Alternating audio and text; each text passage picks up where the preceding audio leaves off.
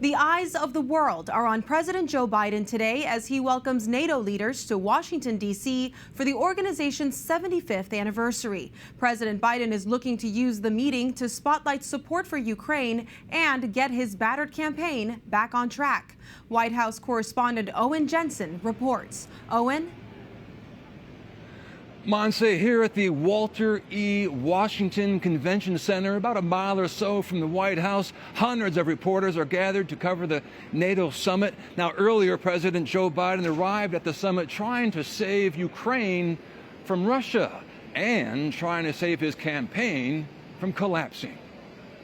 Standing center stage, President Joe Biden and NATO Secretary General Jens Stoltenberg welcome their NATO counterparts to the nation's capital. Moments later, with dramatic music playing, President Biden arrives to take his seat at a working session with North Atlantic Treaty Organization leaders gathered around a large table, posing this question. And today, we have to ask ourselves, what is next? How can we keep making the shield stronger?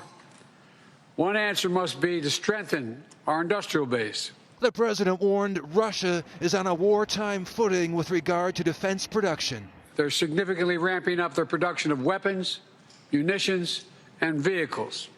And they're doing it with the help of China, North Korea, and Iran. We cannot, in my view, we cannot allow the alliance to fall behind. U.S. and European officials also saying today Ukraine is on an irreversible path to NATO membership after its war with Russia ends. And another boost for Ukraine in the skies above.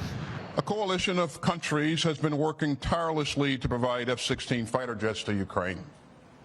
And today, President Biden, alongside the Dutch and Danish prime ministers, is proud to announce the transfer of F-16s is officially underway, and Ukraine will be flying F-16s this summer.